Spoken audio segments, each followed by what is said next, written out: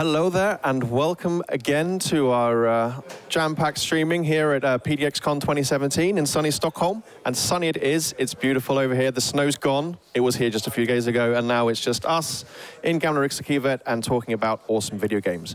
So my name is Graham Murphy. I'm a community manager here at Paradox, and I'm joined today by kind of the talk of the show to some extent here. Thank you. The guys from Haemimont Games, the creators of Surviving Mars. And we're going to be talking about your game. Yeah, you know, why you're doing it, what it's going to be, when is it, maybe not when it's coming yet, but yeah, we'll get to that. So we have some questions here. We're going to have a little chit chat, and then we're going to take some questions from Twitch, from you guys out there, and it's going to be fun. So, why Mars? What was the decision to make a game based around Mars? Gary. Well, we started really with the idea that we want to do something about ourselves, to do something about this big dream of humanity. And being game developers, there isn't much else we can do besides doing a game. And then we thought, like, okay, what's the best game we can do in terms of genre, and how do we do it? And this is how the idea came about, to do a sort of a management city building game, and where you actually start from zero and get to build an entire colony which is self-sufficient, and more or less this is the dream, to go there and make a self-sufficient settlement.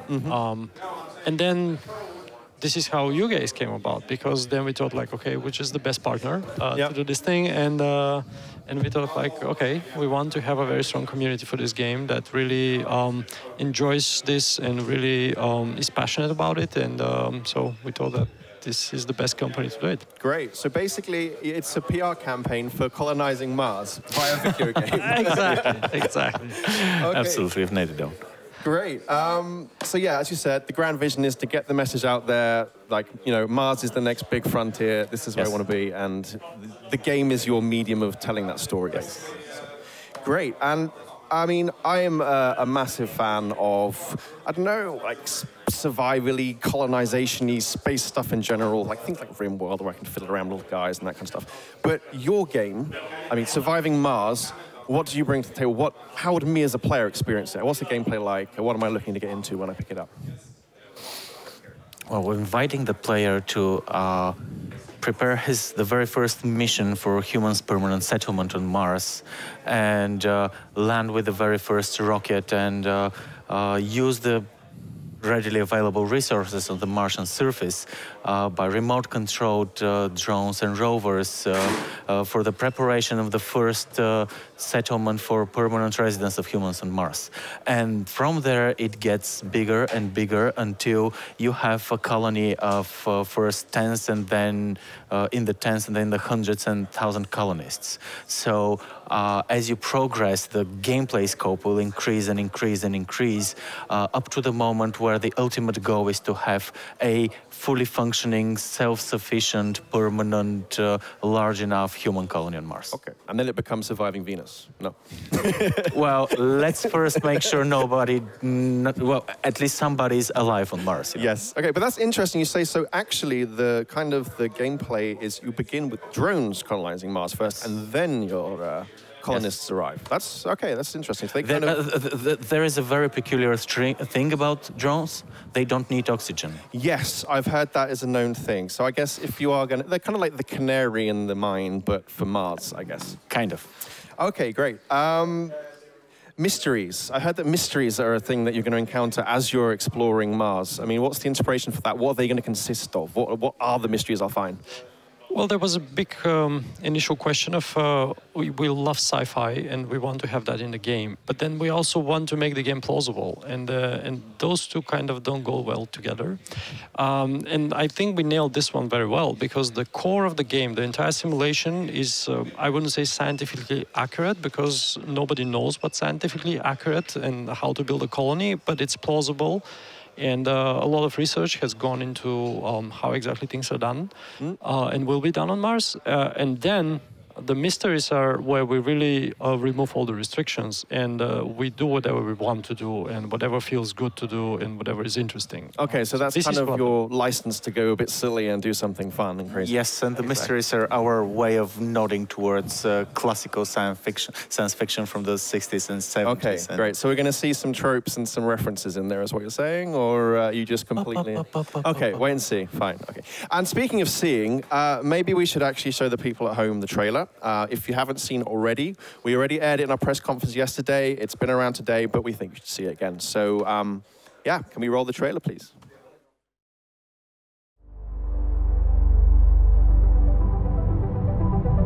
The goal, or should I say, the dream,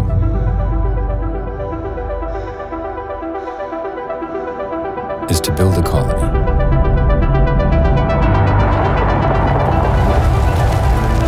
A self-sufficient new world,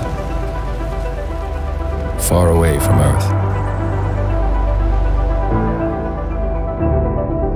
We know it's not going to be easy,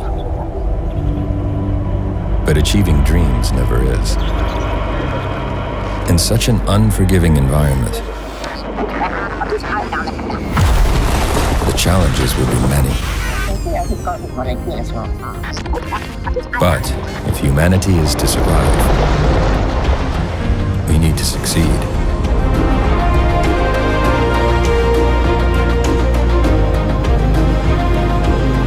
This is why only the best and most talented people have been selected for this mission. Isn't there a picture how it's gonna look when it's finished? No. Maybe there's one on the box.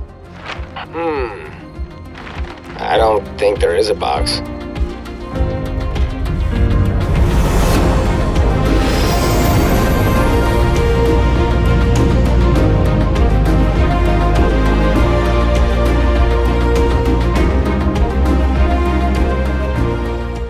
Super cool. I cannot wait to get my hands on that. Speaking of cool, in your opinions, as the developers and creators of the game, what would you say is the coolest thing so far that you can talk about in the game that you want to share with us? Okay, what's yours? Okay, mine are definitely the mysteries. I really love what we're doing with them, and I also think that with every playthrough, the fact that the player will go and stumble upon something new and something exciting that can go in any direction is, for me, the coolest thing about the game. Okay, I will say that for me the coolest thing is how the whole thing begins. You just go there on the surface, there is nothing there, no human sites, nothing from humans, and then you just decide a spot and say, here we land, and then the rocket comes, boof, and then you begin there. And initially we didn't have it that way in the game. You just started with some stuff there, and it just didn't feel right. Yeah. Wow, it's Mars. There's nothing there, and I think we did it very well like that. So this is you making your mark. Boom! I've arrived. Exactly. Yeah. Okay. Cool. And are we going to see an appearance from Matt Damon throughout the game at any point? Maybe. No. Martian the book or Martian the movie, though? Which one is the personal favorite between you guys? I read the book very recently myself. I'll hold my opinion, but. Being the Mars experts here, which would you feel was your favorite? I'd have to say the book. I would say the movie. Okay, well, fair choice. There's some controversy within the dev team here. Okay. Yeah, but you know, if we had gone down that road, there'd be half of the dev team dead. So yeah. Speaking of dead dev team, would you move to space if you could? we really much hope or imagine in our wildest dreams that probably someday, let's say 70 years from now, somebody, or 50 years from now, somebody on Mars might say, well, for me it all began with this game, Surviving Mars. So... Are you confident that if someone wants to use Surviving Mars as kind of a training aid, though, that that's going to be a safe beginning to them on Mars? It's definitely safe in the means that you can do it at home. Okay, yes. And we've also put a lot of effort to make this game as moddable as possible. So we do imagine that certain players with vast knowledge on specific problems will try and recreate what they think is the correct approach and test their hypothesis into the game. So yes, we do imagine the game as a learning platform as well. That's really interesting. So people can kind of, make it theirs in a way as well as, take your creation on and kind of run with it a little bit. Great.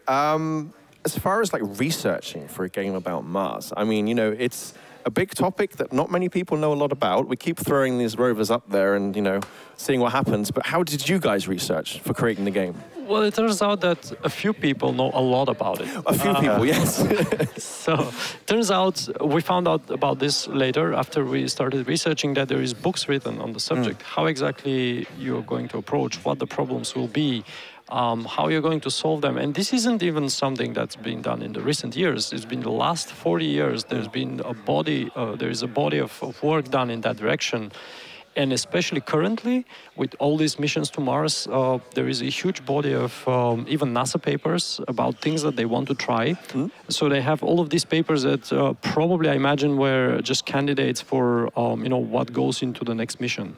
So they have a total of a number of things that they want to try and to see if they work or don't work. And there is a lot of interesting things that you can find there. So you can kind of use these both as inspiration for what you want to see in your game, and you can also use the learnings that they've done. We've also tried launching developers into space. It didn't turn out well enough. Did you Facebook Live that whilst it was happening? Do we have a link we can see this? Yes, but it's only for internal company purposes, motivational purposes. Okay. Yes. Maybe that'll be a DLC down the line. You can see the development team, the making of. As far as the game is concerned, I mean, as you said, you've done a lot of research. You've been looking into work from the experts and the guys who really know the stuff about Mars. But obviously, you're making a game. It's going to be fun. So what kind of problems have you had to solve as part of your development, both in terms of maybe bending the realities a little bit or just adding fun to the whole experience? What are the kind of challenges that you had to have, would you say? Well, for one, the thing that I mentioned, that we very well managed to separate the plausible from the implausible part, and also give people an option whether they want to maybe experience the implausible part or not experience it. So this is something that they can choose. And that was also a big question. And we also are running all the time into particular issues like those domes that we have that look really beautiful, but is that exactly possible to do on Mars, and how you're going to do it? So our current best kind of version is we have that this has to be ice, but it has to be around 2 meters thick, so it will be a little bit hard to polish to the level that you can see on the trailer. So maybe somehow this is possible to do, but this is the furthest I would say that obviously we have a little bit gone out of the reality. Yeah. So basically your vision is people will be living in space igloos, is what we're saying. Okay, something like that. Yeah. But what they said, and this was really a very cool way to define it, is that this is made of cool glass. And that's why it's there. Cool glass. Okay. We heard it here first, folks. So, society, humanity, we've reached Mars, we've made our space igloos, we've discovered our mysteries. What would you say the challenges are for us as people for kind of living and thriving in Mars? I mean, what would the long-term goal of a civilization be, would you say, if we were to arrive on Mars? What do you think we'd be looking at? Well, I think it will be very hard first to convince anybody to go there. I think that's the challenge we have right now, definitely. Yes, and in that sense, I would say that if Mars looks like what we're showing in the game, I will go there. And that's one of the reasons why we did it the way we did it, because we think that the whole design aspect of it will be a big thing, because you want to attract people. We want somebody to risk their lives and to potentially spend a lot of money just to go there. And if it looks like crap, which it can easily look like, then nobody's going to do it, or very few people will. So we think that a lot of it will be just design based, and the people will want to have these wonderful views and vistas, and in that regards, even though not maybe going back to the domes question, maybe that's not the best way to handle it, but it's definitely a very, very good way to handle it if that's technologically possible, just because of how it feels and how it looks. Yeah, aesthetically, as you said, or as you say, how it looks and the whole feeling of being there, I guess. I mean, that was going to be the kind of next thing I spoke about, was the whole design. So your ethos has basically been about making it not just fun to play as a kind of gamer, but more making it attractive as in the whole experience to someone even considering the prospect of being on Mars, basically. Yes, and a lot of the things inside the game, a lot of sometimes small, sometimes not so small details are really tight. For example, if you want to have a resupply rocket, that rocket can't just arrive at any time, because Earth and Mars are circling the sun, and they come close to each other every 2 years. So you'll have to wait sometimes a pretty long time, sometimes a shorter time. And this is all just one good example of the type of things that we're doing in the game. It is very true to what actually is happening to a degree, and what the problems will be. And as I said, we see it as a platform where we explore what exactly the challenges are and how they can be solved. Yeah. Oh, the inner nerd in me just got so pleased then when you were talking about like launch windows and stuff. Oh. Okay, speaking of my inner nerd, obviously your heritage is that of Tropico. I've played a lot of that. What would you say the similarities and the differences? What have you brought from Tropico to Surviving Mars, and what bits of El Presidente will you be leaving behind you? The first part, at least, is during our years and work on Tropico, we pretty much realized that when you're building a city, you're not building a city. You're helping shaping a society. And this ties really good to your previous question, which for me is the most enigma part of it all, because I'm really an optimist. I do think that at some point we'll solve the technical hurdles, and we'll make sure that we have durable enough structures and technical capability to support life on Mars. But what will go on in the minds of the people, for me, is the unknown of the whole thing. Yeah, as you said, it's not just the kind of technical element, it's the psychological element as well. I mean, it's a pretty scary experience, I would say, being fired up into a great big red ball of dust. Okay, well, I guess we could talk to the chat now and see if we have any questions. First question I saw a moment ago is, what country are you guys based out of? I mean, for people who haven't heard of Haemimont Games, where have you been? Have you not ever played Tropico? Come on. Where are you guys based out of? We're based in Sofia, Bulgaria. And small team, have been around for a very long time. Done quite a few games. Yes, great. Okay, so Bulgaria, guys. Any more questions from chat? I mean, about where we're heading with the game? Let's have a little scroll up and see what we can find here. But yeah, I mean, by the sounds of it, I love the modding aspect you were talking about. For me, that's I just had a whole seminar about this just now, talking about moddability in games. And I think that's so important, being able to choose the bits you like and running them. And me, personally, I'm going to be all about making it as kind of min-maxy and mathy and scientific as I can, but yet other people... That's the inner nerd in your speak. Yes, exactly. Any gameplay, Twitch chat is asking? Not yet. I think we have to keep that under wraps for now, but... It's a pre-alpha still, so it's a little early to be showing any gameplay. Yes, precisely. Okay, this is a good question. Are we playing as kind of United Earth? So is this a mission that's sent by Earth as a whole? Or are you going to be a nation? Or are we post-nation at this point? Are we all just one big kind of super state on Earth? What's the kind of backstory about your colonists? Or is this something you create yourself when you were... Well, you will be any of those things. There is a pretty good choice of mission sponsor, what we call them. And by choosing a mission sponsor, you define your first steps on Mars, what resources will be available to you, and but then also if every mission sponsor encourages certain behaviors and discourages others.